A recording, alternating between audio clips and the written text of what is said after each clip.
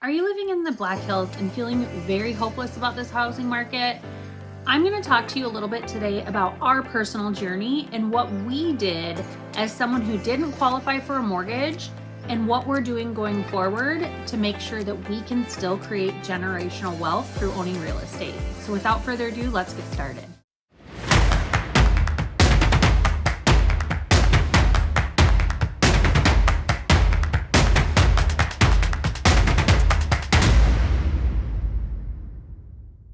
I came under fire by a few agents in this local area, and so I thought it was very important to share my story so that people know that I can help you from all walks of life and all backgrounds. So for many of you who don't know, we actually live in a tiny house out on the lake. And the reason we did this is, well, there's a lot of reasons. We chose to do this, one, because the land was gifted to us and we put all the utilities in place. We had every intentions of building a house out here. And then I was given a phenomenal opportunity. For many of you who don't know, I actually started real estate marketing a long time ago, like 2019, when my son was born. And one of my clients actually asked me to come down to Florida and help her open some brokerages.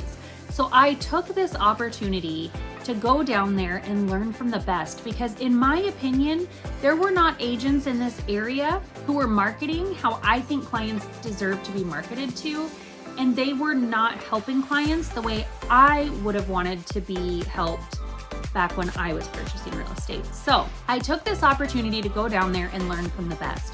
Boy, did I get a fire hose to the face of information, knowledge, and expertise to come and bring back here.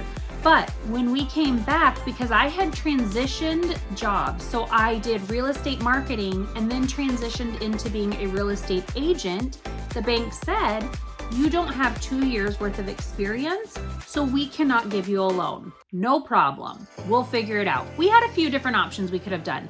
We could have rented a house in town, which is what a lot of people do. Again, there's no problem with that. I don't think there's an issue renting a house for the short term. We could have done that. But we already had our land out here. We already had the utilities set in place from before I got called to help this client. And we were going to build a small house while waiting for contractors to open up and while waiting for supplies to come down. We decided that after trying to figure this out for weeks and not being able to spend the time with our kids that we wanted to, and I'm gonna try real hard not to get emotional because this one does cut me a little deep, we decided that it was best to just grab something plug and play. So we looked at campers, we looked at a lot of different things, and we settled on what is called a park model home. So this house actually has a big island, which is what my phone is sitting on now. It's got an oven, a microwave, a full-size refrigerator. We've got a reclining couch that has 2 recliners, a fold-out bed out here. Our kids have 3 bedrooms up in the loft upstairs. We have a king-size bed, a full-size bathroom with a big, large shower. So we had everything that we needed in this home. And we decided to take that plunge to wait a couple years until we could get a builder out here and get qualified for a mortgage to be able to build the house of our dreams. Right out here, it's hard not to get distracted when I work here, because looking this direction, I get views of the lake, almost 360-degree views. So that is why we decided to take this plunge and live in a tiny home. So I do hear a lot of times, why would you ever trust a realtor who lives in a tiny home? Well, I honestly think it has really set me up for a huge advantage over most real estate agents. A lot of them have never had to make a sacrifice. So they have a very hard time being able to relate to somebody who maybe can't go out and afford that $500,000, $700,000 home right now.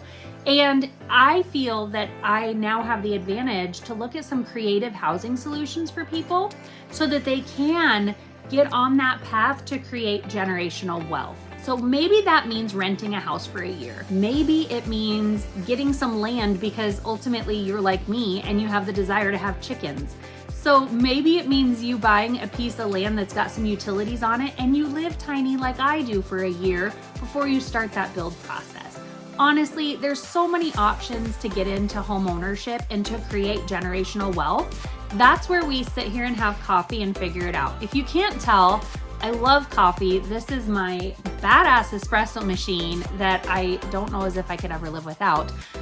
So that when I don't go into town and enjoy my favorite place, Wild Magnolia in Belle Fourche or Blackbird over in Spearfish, I can make me some mean coffee at home. But I also help clients in the $1 million range. Right now I'm working with a client who is buying 3 houses over the $1 million mark. I'm working with a client who's trying to buy somewhere around a $8 to $15 million property, depending on what we can find for them.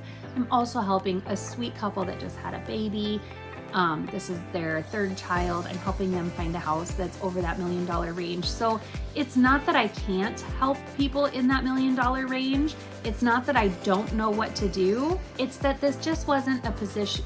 We as a family chose to live a little bit different. Now, that doesn't mean that next year I'm gonna go finance ourselves to the hilt and get a large home like that. No, what we actually plan to do is invest a lot back into our community. We plan to purchase apartment buildings. We plan to purchase commercial buildings. We are okay living simply. That's actually one of my, it just makes my heart happy to live simply.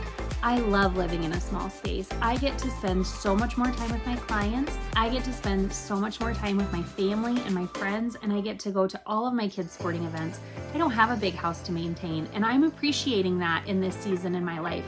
Does that mean I'll never have a large house again? Probably not. I probably will at some point, but for right now, I'm really appreciating the flexibility that we have right now, living simply in a small house. So if you are renting a house right now, or maybe you just don't know where to start, I really encourage you to give me a call, because I can help you, whether it's a tiny house on some land, I can help you get into an apartment building, I can help you purchase a duplex to help pay for your mortgage, I can help you with your next investment property and your commercial property, because I've got all of that background. So while some see that as a disadvantage to why they would ever trust a realtor who lives in a tiny house, if you actually knew the full picture, you would know that I have more than enough expertise to help you throughout your entire home buying process.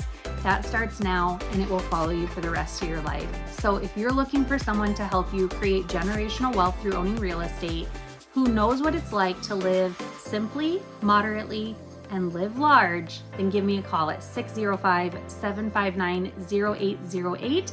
And don't forget to hit that like and subscribe button so that you can follow our entire journey and see all of the beautiful clients that I get to help regardless of their budget. Until next time, we'll see you on the flip side.